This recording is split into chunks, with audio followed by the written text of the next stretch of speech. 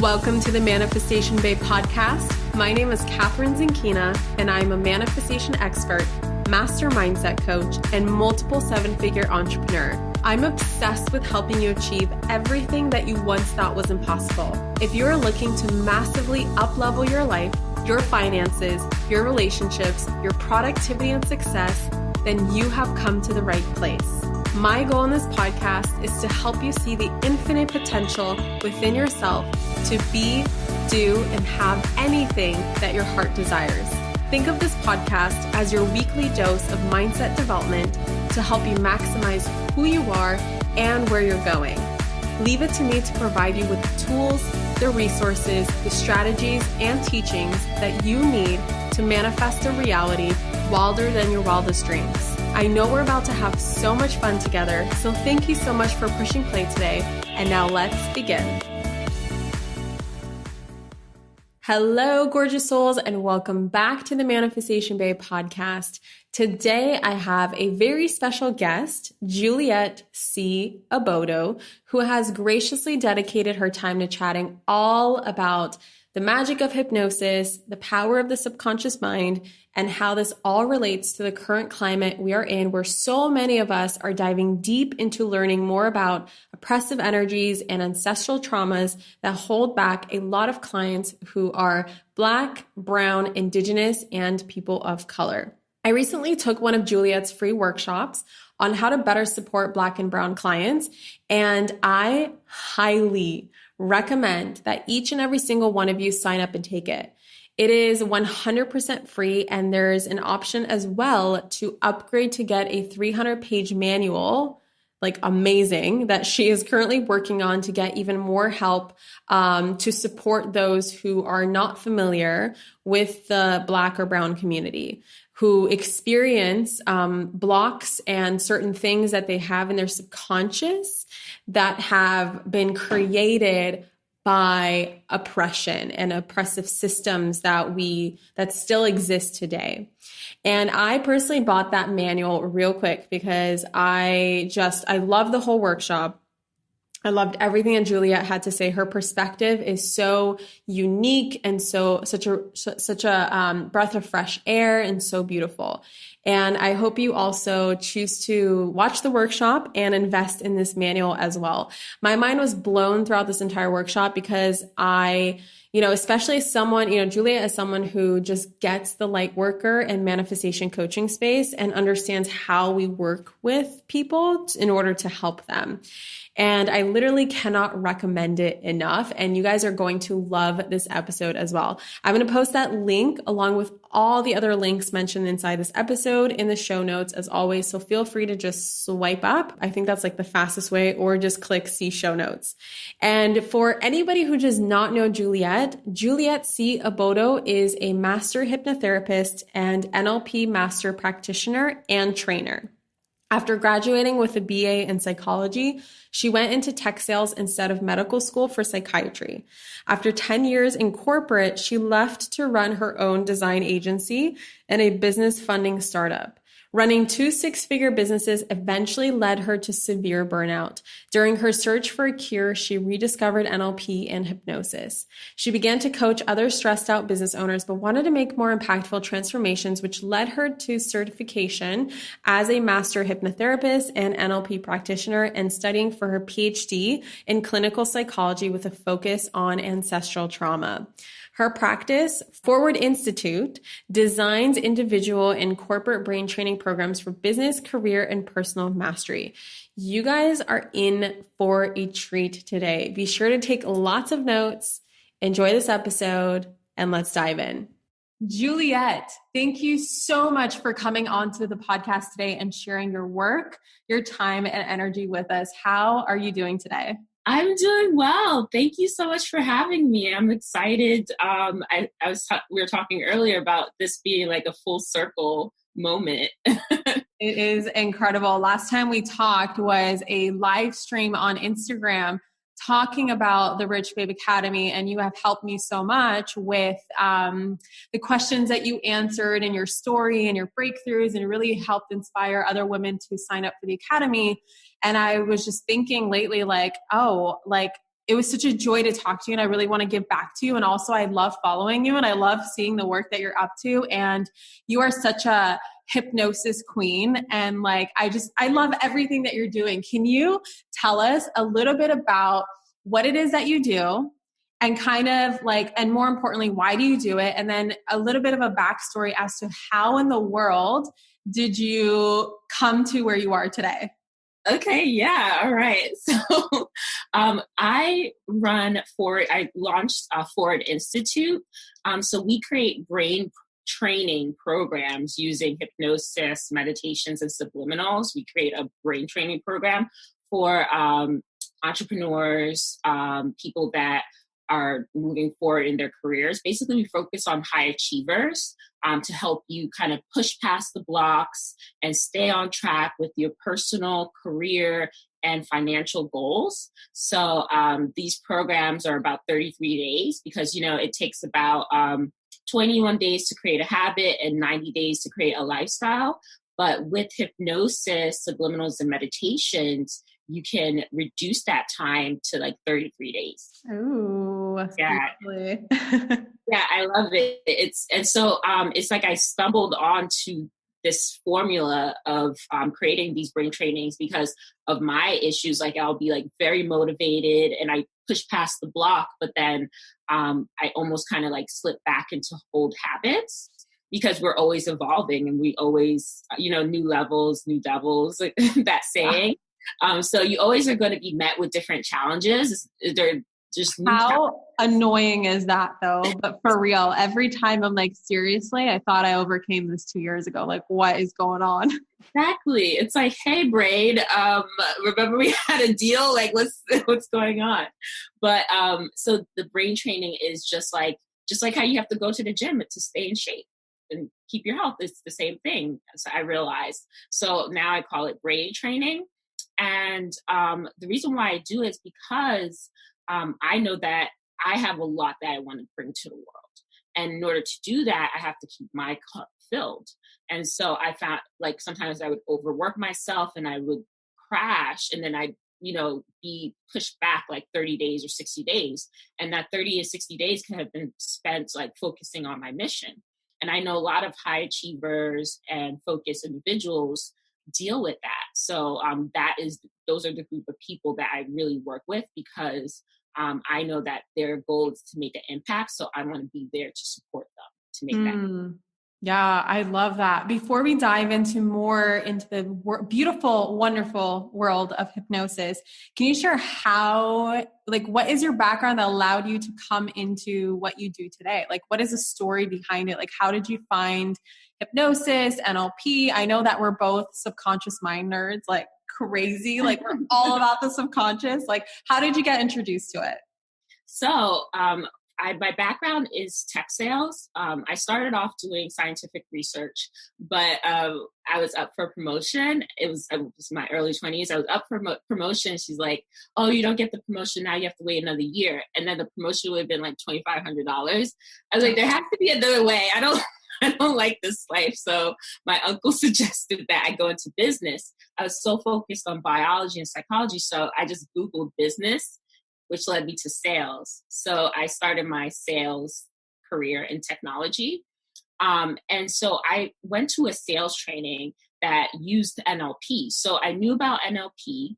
And then I had a really bad breakup. So then I got into hypnosis. So when I went to get hypnotized, I was like, can you remove him from my mind? She's like, no, that's not how it works.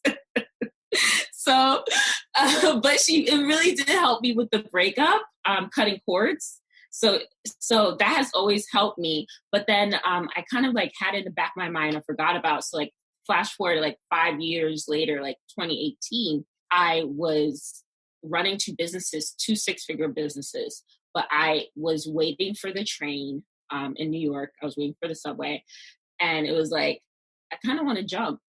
It's like, I'm tired. I just want this to be over. And I was like, this is not a good thought to have. And so I came home and I was just like scrolling on Instagram, and I saw your ad. And so I opted, what type of manifestor are you? I was like, girl, I don't know. I was like, I guess I'll find out. So I signed up for your list.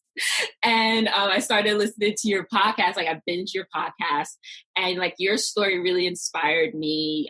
You know, how you didn't end up, you were studying to become a doctor and you end up not doing it. And just like how you were on your grandmother's couch and you just like said, all right, let's just play this game. Yeah. I was like, no, I could do that. And so I started playing the game, and then I was like, you know, I would like to do her program. And then you're like, hey, it's opening. My program's open. I was like, okay, well then I guess I'm doing it. And so I joined the program, and you had a Hypnosis in Rich Babe Academy. And so I'm in the Facebook group, and I was doing like, I was watching the videos. I showed up live. You know, I really wanted to make the shift, because that thought of me like trying to jump, that really just shook me out of it. Like, no, like I can't do that. So I would show up to the trainings live, and then you said, oh, make sure you listen to the hypnosis. And I was like, oh yeah, hypnosis. But in my mind, I was like, oh, I usually do it in person. But I started seeing people say, oh, wow, I did the hypnosis. I was bawling. I was crying. I was like, okay, girl, like dramatic. Why are these people so dramatic? So I don't know. It was just one night.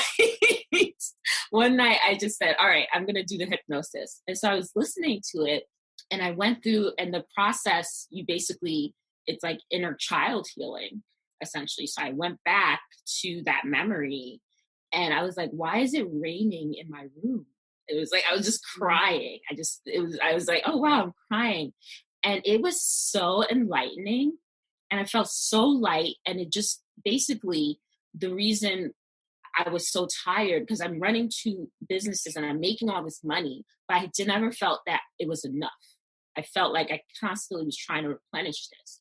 And so for me, it wasn't just about rich financially. It was like rich life.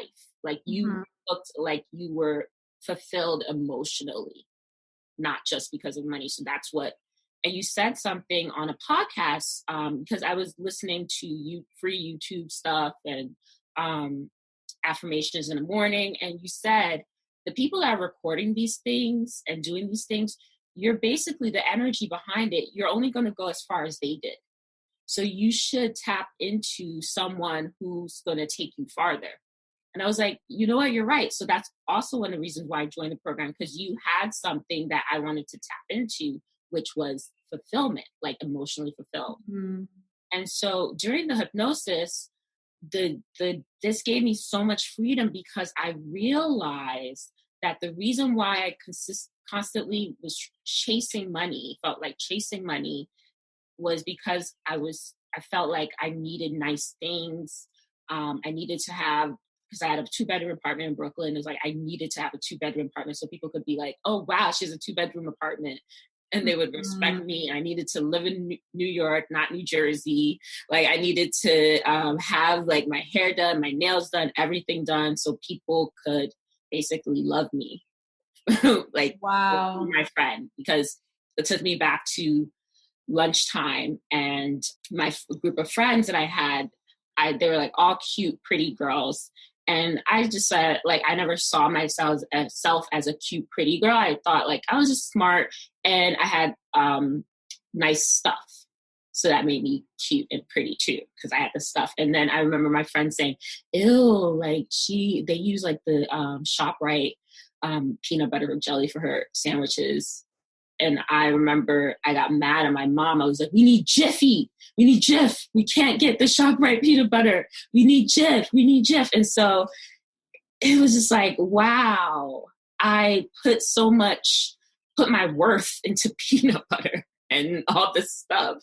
And it was just like, I started crying. And then you said to apologize and tell like the younger me. And I was like, I looked at myself as a little girl, and I was like, you're so cute. Like, why didn't you think that you were cute? Why didn't you think that like people could love you for you? Like, you're so amazing. And so just like healing, and I was so hard on myself, and I apologized to myself for being so hard on myself and saying that you deserve more, and I love you. And so that was such a huge relief, and I felt just, it really healed me. And so from then on, I was like, okay, hypnosis. Okay. People are like, oh, what? I got to cut hypnosis, allergies, hypnosis, everything, hypnosis. That is so incredible. I had no idea. I know we briefly spoke on how you got into hypnosis before, but of course, you know, in this podcast we can dive so much deeper. And I didn't know how. That's such a beautiful story, and like I can so relate to that as a kid too. Like I was so hard on myself. I was so hard on my parents for not necessarily peanut butter in my case, but I'm like the brand of my shoes and the fact that my parents wouldn't buy me Abercrombie and Fitch. And I didn't understand that Abercrombie and Fitch cost like, I don't know, $50 for a t-shirt back then. And I just didn't understand why other kids could have these things and I couldn't. And I could relate to so many things that you just mentioned in your childhood and how we so often, and this starts in childhood, programming in childhood, that we so often place our happiness and our validation and our self-worth on things. And then we buy all these things, not realizing that those things could never fill that void. And so we keep buying things and keep buying things. And then, you know, up until the moment where you were looking at the train tracks and having dark thoughts, it's like, for many of us, we have to get to that point to realize, like, wait a second, things, money, success are not going to fill that void that only true emotional fulfillment can fill. And I had no idea. Thank you so much for sharing that story. I could really relate to that and resonate with that. And I know that so many of our listeners can as well. And also and especially for the listeners who think still that 100K business or that handbag or anything that you buy is going to make you happy. It's just money, and the things are just a byproduct of you living your best life, being the best version of yourself. Like it's all fun and games and it's awesome, but you don't need it to feel 100% happy and fulfilled with your life. And I think that sometimes we need to chase those things in order to come back around and be like, oh, okay. So I love that. For people who don't necessarily know, like, I know that there's a stigma around hypnosis. I know this because people all the time come up to me. They're like, Catherine, but like, are you going to brainwash me? Like, is this brainwashing? Like, are you going to make me do something that I don't want to do? I've seen the shows, I've seen hypnosis in Hollywood, and people are doing weird things on stage. Like, what does this have to do with manifestation? What does this have to do with money? Can you just speak on what hypnosis is and some of the taboos around it, and what, you know, some of the ways that people perceive hypnosis to be, and then what it actually is and how it can be helpful? Sure. So a lot of times people watch the shows like, and then there's that show, The Mentalist, and how it seemed like it was just the hypnotist or the hypnotherapist is going to try to control you, which isn't the case. Hypnotherapy is really allowing you to communicate with your subconscious mind, because essentially, this is how I like to explain it. People think that they're consciously aware of what they're doing and they're in full control. But if you look at your hand, right, basically your conscious mind is your pinky, right? And then your ego is your index finger that keeps you safe, right? Mm-hmm. And then the other 3 fingers and your palm, your wrist, that's your subconscious mind. Wow. So if you're trying to carry your groceries inside, are you going to use your pinky? No. And you can't live on your ego. It's going to just say, girl, you need to just go inside, maybe like come back later. No, you want to use your entire hand. And it makes it so much easier to carry the load when you tap into your subconscious mind. Mm. And then a lot of times, your conscious mind is responsible for sending the information to your subconscious mind. So it's constantly taking in information. So if you don't tell it where to organize the things, it's going to work on autopilot. So if you want to hit 100K, but then you're saying money's evil, rich people suck, it's going to lump that all together, including you. So it's going to try to keep you far away from money as possible because you said that rich people suck. So with hypnosis, it basically allows you to stop and start to send the right messages to your subconscious mind of where to organize and categorize everything in your life.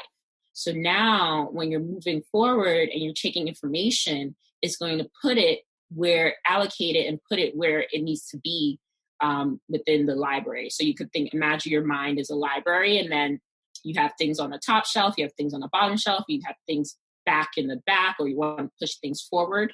So when you're setting goals, it's important to tell your subconscious mind, let's bring this forward and put it on the top shelf as a priority. I love that metaphor. How does hypnosis work technically? Because some people, they experience it as in I'm going to a hypnotherapist's office, and it's more so being at a therapist's office, you have a couch that you lie down on, right? And then you have the hypnotherapist. But then there's also, how you mentioned you listen to an audio. And so you can put it into audio form. I know that you have programs based around hypnosis. I think, what is a catchy name that you have on your profile? I keep seeing it. It's Sleep Your Way to 100K or something like that. What is that? Yeah, Sleep Your Way to 100K. Yeah, I love it. So there's, different formats in which it comes through, but how do you know, what is the difference? I think this is a better question. What's the difference between a meditation recording and a hypnosis recording?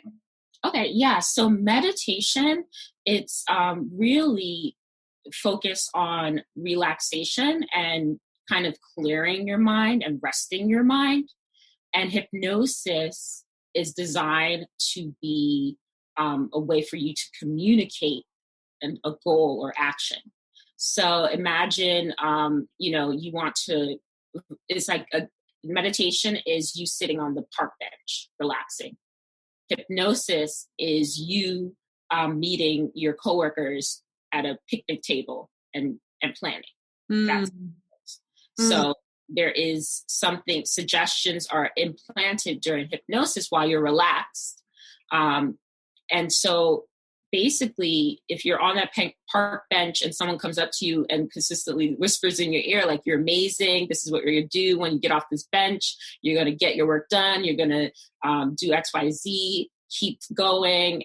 That's the difference. There is a set intention and communication during hypnosis.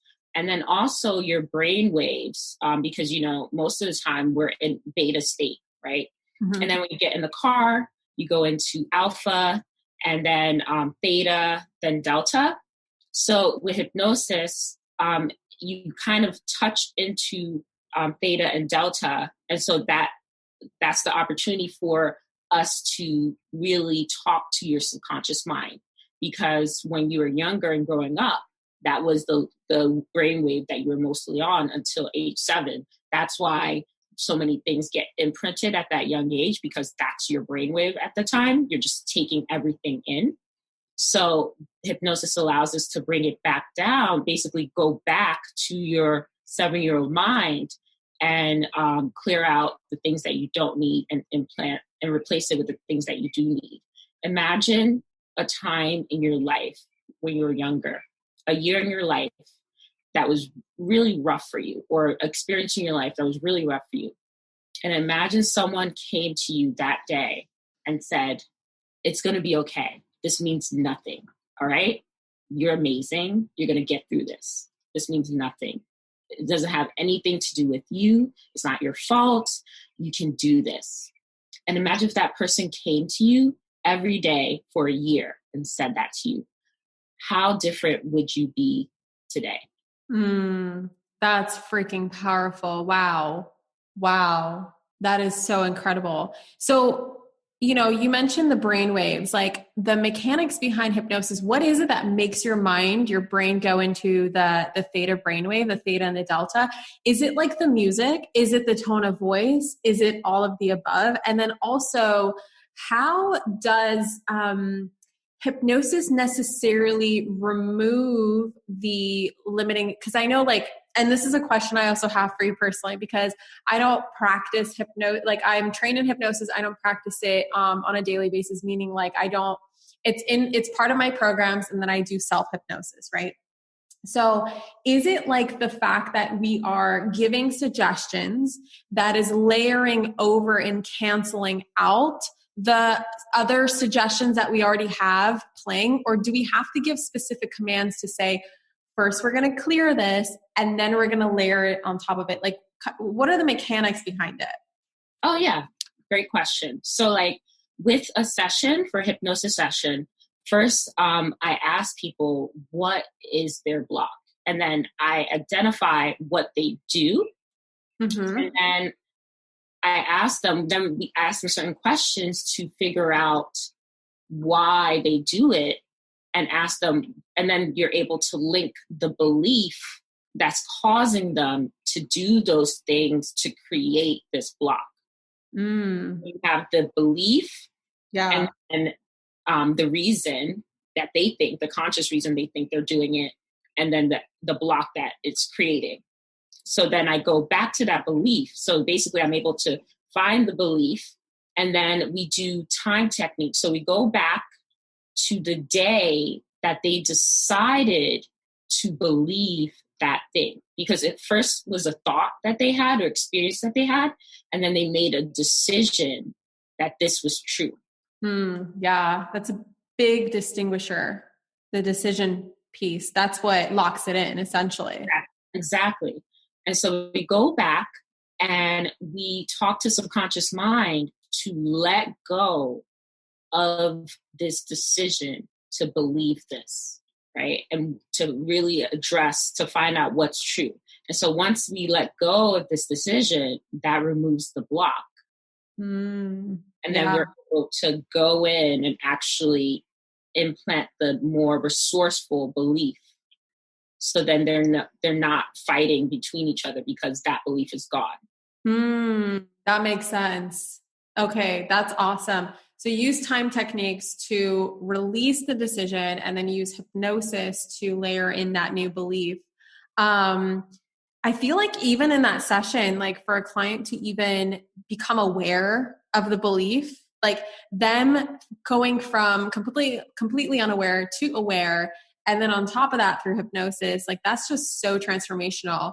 And then I have a question for you. Like, I know that a lot of people ask this question for me, and I'm sure you get this question a lot too, but I just want to make it clear here on the podcast. Like, is hypnosis considered to be a quick fix? Is it just like one session and you're going to walk out a completely different person? Like, is it one session, you don't even have to take action, it's just like automatic? Or do you have to like consciously participate in your own transformation, in your own manifestation, whatever it is that you come to hypnosis, whether it's for more money, for weight loss, for changing a bad habit, like maybe quitting smoking? Like, is it pretty like, snap of fingers, or do clients have to leave the hypnosis session and still make that conscious decision, though it's now easier because the subconscious is pretty in alignment with it? Like, what do you see from your experience of like how, like, is it a quick fix or not?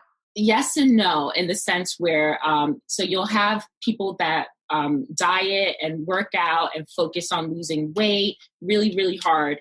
And then you have people that go and get liposuction, right?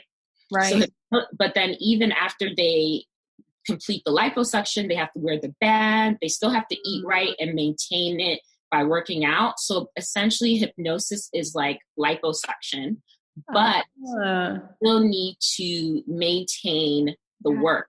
Yes. Okay. That's a brilliant metaphor. That makes a complete sense. It's like you get the lipo, but like if you want to keep the results of the lipo, you still gotta do the things that help you maintain it. That makes absolute sense. Juliet, you wanted to focus on ancestral trauma and how oppressive energies can block people from manifesting the things that they truly want. Can you dive into that, and like, what does it look like, and how does ancestral trauma or oppressive energies manifest? And then what can we do to release that? Sure. Yeah. So when during a session, sometimes when I do time techniques to go back to a belief, so a lot of times worthiness, guilt, and fear will actually be something that's ancestral versus my clients. So they're like, so I would ask them, like, when did you decide to believe this? Was it before or after birth? And they would say before. Was it in the womb or before that? And they're like, before that. And they're just like, what? And I like, just go with it. Yeah. And so they will go like generations back to find out that the reason why they felt unworthy, because essentially, when we're in the womb, we just being pregnant changes your DNA as a woman, right? Mm-hmm. And then when you're in the womb, you have your mom's DNA and your grandmother's DNA. So it's in your DNA, this trauma. And so that's why I'm moving towards really focusing on women that are pregnant to heal themselves too. So just to break any generational curses and bonds. And so a lot of times my clients, and this is with even all backgrounds, they will have this fear, guilt, and worthiness issue going back for generations because of their grandmother. Something happened. And so we would release that and they would come out and they're like, whoa. Or some people too, it may not go back as far, but they will they would feel the fear of their mom because they didn't think that, she didn't think that the father was going to stay with her. Wow. And so they would have fear, and that would affect them with holding on to money and holding on to relationships. They just felt like they needed to hold on to stuff.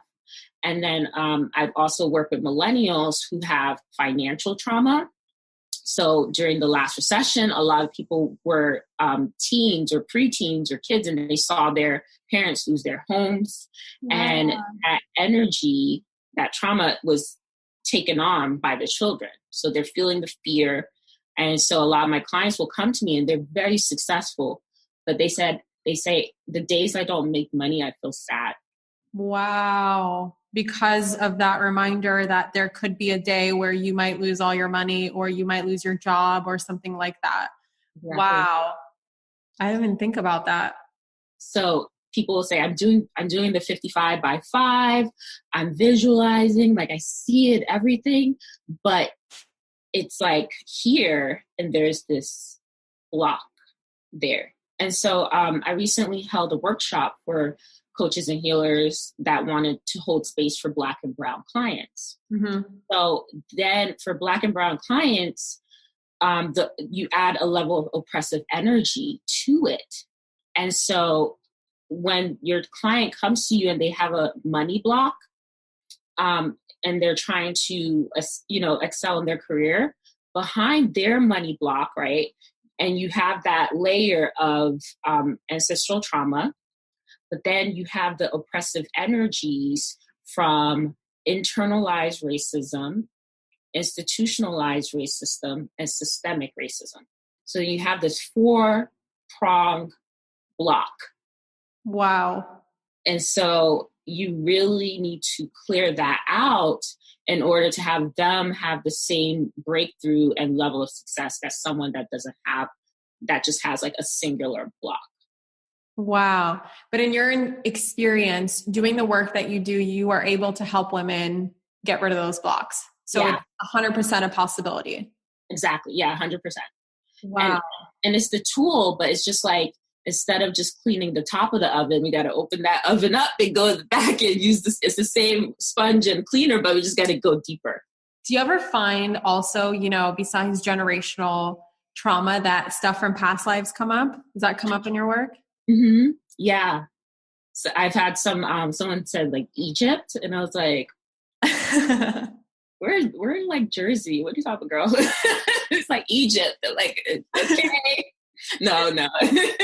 But I was like, oh, it's so when we released it, for her, it was controlling everything. Never felt in control. And so she went back to her past life where she was basically owned by someone. Wow. That's intense. Yeah. I know, like for me, in my personal experience, like I've done the generational release and I've also done the past life release. And then something I read from a book called the Old Souls Guidebook. And it's a book written by this man who channels his guides. And I don't remember how he started channeling, but it was one of those stories where he just randomly saw his dead uncle like staring at him. And he was like, what? Like, you're here, you're alive. Like, I'm so confused. That he realized that, the uncle's still dead. He's just crossed over on the other side talking to him. And he wrote a book for old souls, people who feel like they've been here forever, people who feel like they are dealing with some past life stuff, because the older your soul is, the more past life stuff you have. And that book really spoke to me. I don't necessarily agree with every single thing that he mentioned, but I know one thing that he talked about is that sometimes, from his belief, from his work that he does, that your soul could get confused and can kind of confuse something from another life and bring it into this life, and like kind of allow it to cross the barrier, right? Like we believe that we come here as a blank slate, but sometimes things get crossed over, and your soul has to remember that this is a brand new life. Like, hey, new life, new devil, new level, new devil, new life, right? Yeah. And what really spoke to me that I now added into my courses is as I tell my students, like, hey, if something just doesn't make sense, like if there is a fear that you have or limiting belief that you cannot connect to this lifetime, just even having the awareness that it could be a past life, or it could be from your mom, or it could be from your grandma, and just say, that's not mine. So, hey, soul, just having a conversation with your soul, the same way I like to have conversations with my ego and remind my ego who's in charge in the most loving way. I don't believe in like scolding your ego, telling it to F off, telling it to die. I believe in becoming a partner with your ego. And so even just telling your soul, like, hey, soul, do you think that that might be coming from a past life? And just even bringing that awareness, I've been able to clear things like left and right so quickly, just from that. And I think it's valuable to mention that because even, whatever tool you use, which in this case, hypnosis, like this stuff is so powerful because it just like rewires everything so nicely. It gives you that blank slate. Would you say something similar, Juliet? Like it just reorganizes and gives you a blank slate where you can create whatever you want in your life from that blank canvas. Exactly. Yes, 100%. You're able to take the knowledge that you have, because I know a lot of people say, oh, if I knew then what I know now, I would make different decisions without my emotions involved. So that's what hypnosis allows you to do. Allows you to remove the emotional charge and the pain and things that would cloud or hold you back from making the right decisions, and the clarity to see what your path is. And basically, we get caught up in the past and we allow the past to create our future versus allowing the present creating our future. Yeah. So we bring ourselves back to the presence. So not our past life now, not generations back now, not even last year now, not that time when you fell, when you went to the bar. It's like now. It's now to create your future. And so that's what gives people the power. Now you're focused. Like imagine if you woke up from a coma. And I came to you and said, girl, this is everything that happened to you. Like, you should be crying right now. You should be sad. But you wouldn't remember that. You're like, wow, that's a very dramatic life experience. But yeah. you would have that information and you're like, I probably shouldn't move back there. Probably shouldn't do that. I'll do this instead. Yeah. That's like, it's like you're just disconnecting. You're not trying to forget your trauma or forget anything. Cause like, we took the same NLP hypnotherapy training, and something that really spoke to me in that training is how they say, like, you don't want to rid people of their memories. Their memories have lessons. They have positive learnings that come from every single, even the most horrific things. There's some sort of positive learning that you can take on and use that in your life. And if you just clear someone's memories, it's not necessarily going to help them. But if you help them disconnect, and you help them clear the emotions and that attachment, then they are just able to be like, okay, cool, that happened. What are the positive learnings? How can I use that to my advantage? And then you have a blank slate. You can create whatever it is that you want. Exactly. Yeah. And because those emotions are what tie you to the past. Yeah. Just feeling that over and over again. Totally. what you actually want to feel. Those triggers. Triggers. I was mentioning on a different episode where I finally realized where I feel my triggers, and I can tell if I'm being triggered for something needs healing, is I just feel like a stab right here. That's why I'm pointing at my chest. It's like, and whenever I feel something, I'm like, okay, Catherine, that's not your truth. Whenever I feel this, like if I feel something in my heart, that's my truth. But if I feel something between my heart and my throat chakra, it just kind of like stabs me. I'm like, that's not my truth. That is just a trigger. That's something that I need to work through. And here are my tools so I can work through them. Juliet, on social, you talked, I think I saw this either today or yesterday. I don't even remember. Don't even know what day it is. You talked about clearing out like unconscious beliefs around race. And that is especially important in today. I mean, always important, but especially this is what's coming up right now. And how someone, and I love that you mentioned how someone in the past programmed those unconscious beliefs, unconscious biases around race into your subconscious. And now it is our job to program them the F out. That's literally what you said, program them the F out. What is the best way to do this? Is it hypnosis again? And like, how do people even go to finding out what unconscious beliefs that they have around race, no matter what race it is? Because, you know, there's internalized racism. There's also internalized oppression. There's internalized whiteness that I'm like learning all these terms that I'm so grateful for the education that I have an opportunity to dive into, because there's just so much I didn't know. And now I'm actually enjoying learning this because I want to be a part of the solution. And I know that there's so many people listening that also want to be a part of the solution. So there's a lot to clear for all of us, right? And it's deep and heavy stuff, but it's like the best light work that we can do right now. Like, what is in your opinion, like, how can we find these unconscious beliefs that we do have around race that is perpetuating a system, a society, a culture of racism? Luckily, so journaling helps, but there is a website that from Harvard is called Implicit Bias Test. So it has it for different areas, even gender roles, everything. And so you're able to take the test to see where you rate. And so from there, you're able to take the questions and information. I would write it down and then ask yourself, is this true? Just like how you have your limiting beliefs, ask yourself, is this true? And then say, what is true? What actually is true? And then from there, you consciously take it in and have it written down like, this is what is true. And you can read it before bed or in the morning to set the intention to align yourself with these new beliefs. It's like, I want these new beliefs. These are my new beliefs.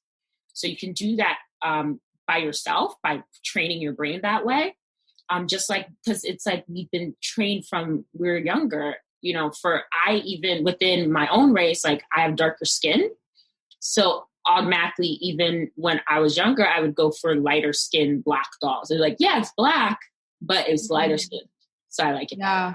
So this is something that so if you look at, there's a list of people who are responsible for books that are published, media that's published, movies, TV shows, it's usually 80 or 90% white. Yeah. So fitness has been centered. And so even if it's not something that it's, even they're nice to you, or if it's something that's trying to not be negative, it's still centered around whiteness. So you are still putting yourself against that and how close you come to that whiteness. So with these belief system changes, it's going to take work because it's even before you were born that it was rolling, it was in place. Even when your mom was pregnant with you, it was in place. Generations, past lives, all of it.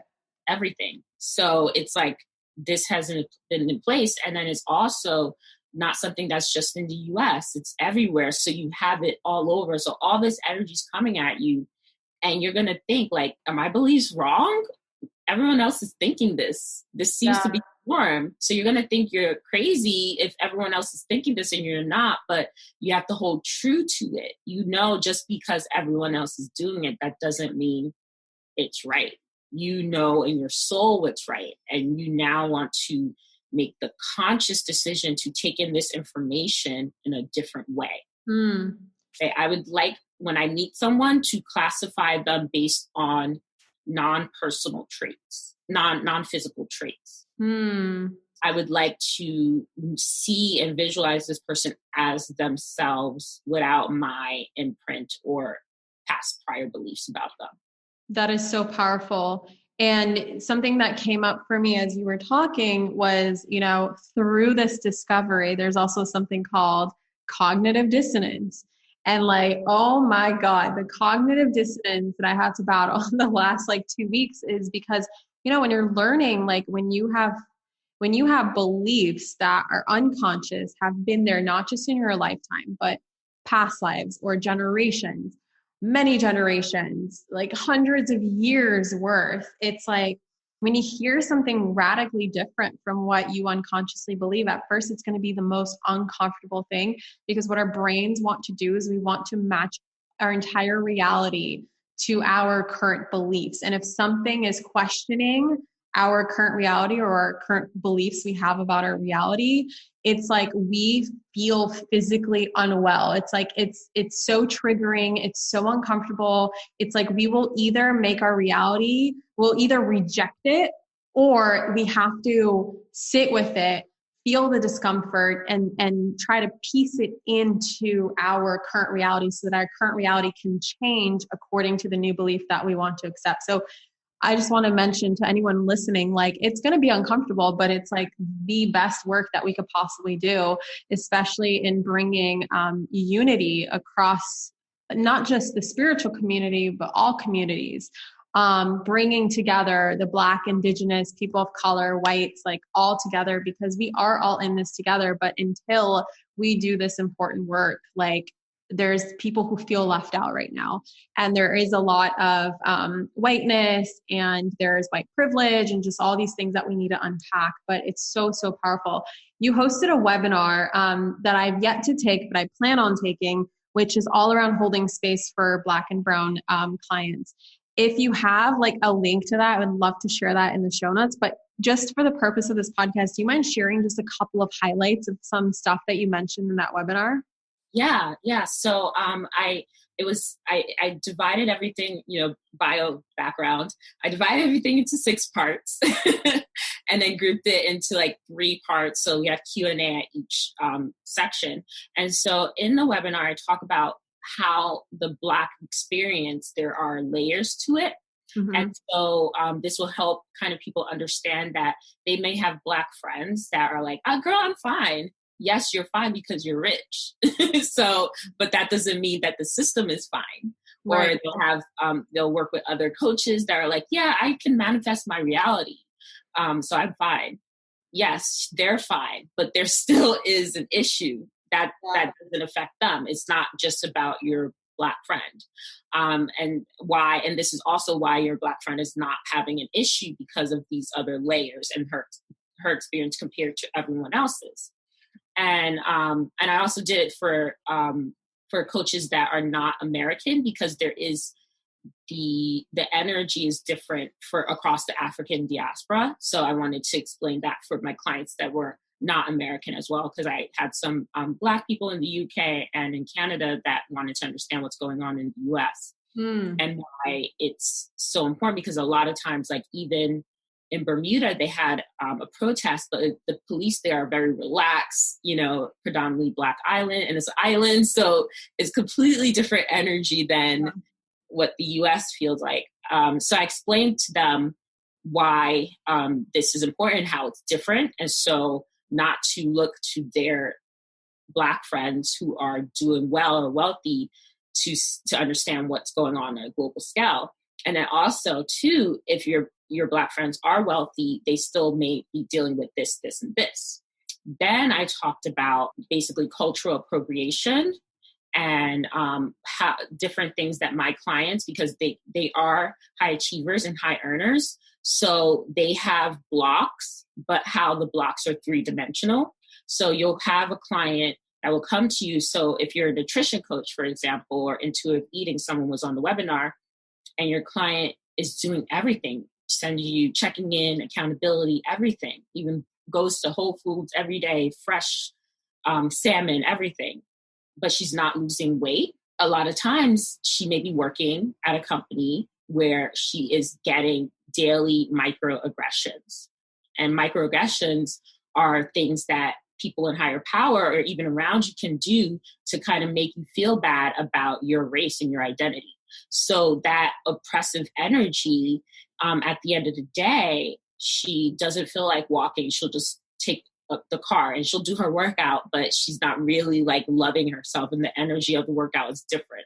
And she's just doing the work, but not being the work, essentially. And so when she comes to check in with you, she has a high level of stress, which increases her cortisol levels and keeps the weight in her stomach. So she's not losing weight because of the stress of the microaggressions from her job.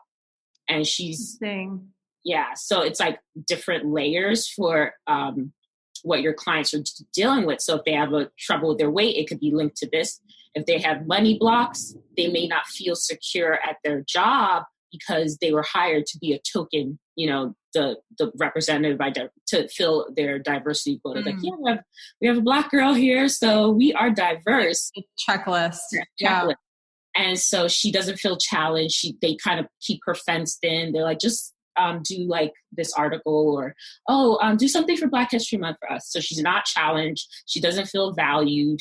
And so she feels unsure and insecure at her job. So when you come to her and want to look at her budget, she wants to cry because she doesn't know. And then she doesn't want to go to another job because then she's going to have to start all over being the token again. This education is so important. Like, hearing this is so important because it really goes to show just how complex and layered this is. And then also to be able to I feel like a lot of people are just not listening.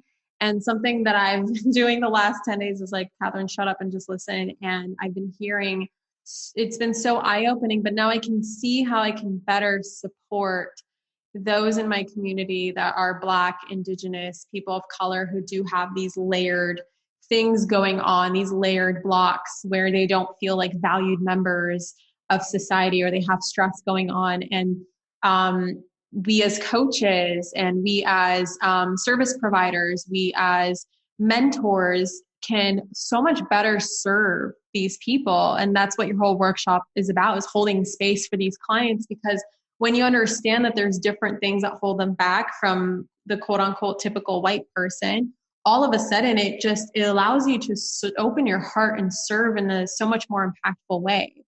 And I can't wait to take this webinar. I don't know. Do you have a replay? Like, do you have like a link or something? Okay. I'm going to, Juliet's nodding at me. I'm going to post the link at in the show notes, you guys. So definitely check it out. Definitely check out Juliet's work. Juliet, one last question that I have for you, just to be mindful of time. And also you guys can like dive into her Instagram. She got stories for days and all kinds of awesome programs. You mentioned cultural appropriation. This is something that I have not yet dove into, or however you properly say it, in terms of my education. But like, can you just share a little bit of like how this shows up in the spiritual community and what it is that we can do about it in order to honor certain cultural traditions without necessarily appropriating them or inappropriately profiting from them or anything like that? Do you mind sharing? Sure. So I'll use language as an example. In the presentation, I have photos like people that have like Indian, Native American headdresses on and their stuff, and it's just like, and they use language like tribe or spirit animal or gypsy. Those things, when you don't have that in your background, that, and the fact that you are someone in the higher class or in the majority, if you're a white woman, you're going to profit off something that people that actually that have tribes or people that have that in their background, they don't get to profit off of that. And they're actually being oppressed because they are indigenous or they're part of a tribe. And because they have these beliefs, they're being oppressed, but you can take those beliefs and, have a 6-figure business. And so that's the issue with cultural appropriation. It's not really about you respecting, like saying, oh, I respect them. It's like really the fact that the system is in place where someone is penalized for being themselves and having this background, but then you are actually praised and getting money financially for the same thing. Yeah, that makes so much sense. So it can be words, it can be how you dress, it can be in certain practices. And I'm just curious from your perspective to ask, like, is there a way to use, for instance, like a practice that I personally use and love is Ho'oponopono, which is an ancient Hawaiian practice of forgiveness. Is there a way for me to teach and to practice Ho'oponopono without appropriating, or am I appropriating no matter what because I'm not Hawaiian or indigenous Hawaiian? So yeah, so you would appropriate if you're like, hey guys, I came up with this ritual, and you don't give the background, the story, and link to, and so to help with the cultural appropriation, give the background. And then link to someone from that background that they can learn more from, if they want to learn about the additional rituals that are based on Ho'oponopono. Got it. That makes sense. By the way, so random, but as you said that, I got goosebumps, which is a sign of like, this is truth. So that totally makes sense. It's honoring the culture. It is explaining the background, not taking credit for it. I think what I'm understanding is like, don't take credit for it. Like, do your best to give the credit where credit is due and honor the people who, and also I've also seen people who, for instance, maybe use sage or Palo Santo, or use certain like Native American or indigenous practices, but they make sure to give back to those cultures, like via donation or support or mission work or anything like that, whatever you want to call it. Is that also a way for you to kind of like balance it out and give back to that culture? Or does that make sense? Yes, energetically too. It's important because if you're profiting from it, you should essentially give back to that culture that made it, so you're able to utilize and profit from it. That makes sense. So you're not just energetically sucking them dry, taking, but you're creating this, essentially, like I see it as an infinity symbol. It's like, thank you so much for the energy that you've given me, and here's energy back to you. And it's just, yeah, that makes complete sense. Thank you so much for that. I haven't done that education myself, and I definitely want to be more mindful of that, especially now seeing how many people it hurts and how many communities it hurts. And my insights from doing ayahuasca was ayahuasca showed me the indigenous and how we must protect them because they're the wisdom keepers of the world. And she showed me many things, but that's just one thing that really stood out to me. And I was like, okay, that's who I want to give back to. And so I purposely haven't been using as much sage or Palo Santo or anything like that. I still have some left over from years ago, so I've been using that, but I've been looking for companies that give back. So even if you are buying it, first of all, making sure it's sustainable, because there are some people just straight up like taking it away from those who actually need it for their cultural practices. But first of all, grown sustainably, cut and like sold sustainably, collected sustainably. And then also they give back a portion of the sale to the indigenous. I think it's important to look for companies like that. I believe I found one, which is Shaman's Market. I haven't looked too much into the details of, I know they mention in like somewhere in there how they give back a portion of their profits or proceeds or whatever to the indigenous. But I just like, that's been something that I've been mindful of, and I've been like inadvertently, like not necessarily directly, but indirectly mindful of it, because it's like I didn't even know why I was doing it, but for some reason it felt right? So using your intuition for that. Juliet, thank you so much for being here. This was such an amazing conversation. I learned so much from you, and I know that our audience is going to learn so much from you. And for those of you who are listening right now, please take a screenshot of this and tag Juliet. What is your Instagram? At Juliet C Obodo, Obodo. Juliet C. Obodo. I'm going to spell that out for you guys also in the show notes. So just in case you want to just get a quick link to her Instagram, screenshot this, tag her, share with her all your breakthroughs and all your aha moments, and give her all the love in the world. And besides your Instagram, which is at Juliet C. Obodo, where else can people find out about you and your work, and how can people work with you and manifest 100K while they're sleeping? So they can visit FWRDinstitute.com, and it's FWRD Institute.com. You'll see the list of different brain trainings that we have available. I also am going to start doing group hypnosis sessions. That's my way to give back for people that can't really invest into one-on-one sessions. And then you'll see also links for you as a practitioner, healer, or coach that wants to start to create a more inclusive experience for your clients. During the webinar, I'm a generator. That's my human design. So it was like I kept getting these signs because I was creating a coaching program for next year. And then I realized I did not have this module in my training of things that I know just as a Black woman, you're very conscious of racial etiquette, essentially, that other people wouldn't. So not just as a Black woman, but not just as a Black person, but as a woman also. So there's that intersectionality. Yeah. So I created the Kindred Coaching Kit.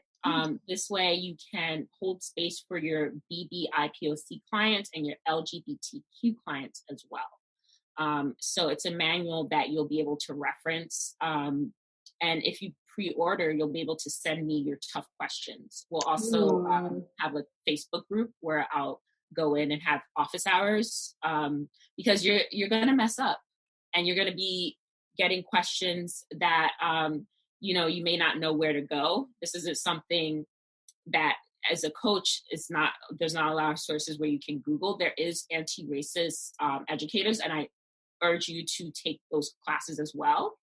But this one will be from a place of light work, because a lot of the information that you're going to get from anti-racist classes may not align with our work as light workers, Yeah, totally. Because they're like, stay away. And I'm like, move forward and envelope them in your love. And you're like, wait. I'm first of all, I am totally going to take that. Is that available yet, or it's pre-order? Yeah, it's pre-order. And then when you pre-order, you'll get access to Master Your Fear, my brain training for that, because a lot of fear is going to come up. Yeah. So this is going to help you clear it, and then just shift into that discomfort, lean into it so you can learn. Amazing. Well, I'm going to buy that right now, literally after this podcast, because I definitely want that manual. And you just voiced something of a mini frustration that I had. I was doing a lot of anti-racism classes this weekend, and I was like, yeah, like I can see this, and this, but like, how does this align with light working? How does this align in the coaching industry? How does this align with empowering people to make as much money as they possibly can so that they can impact the world?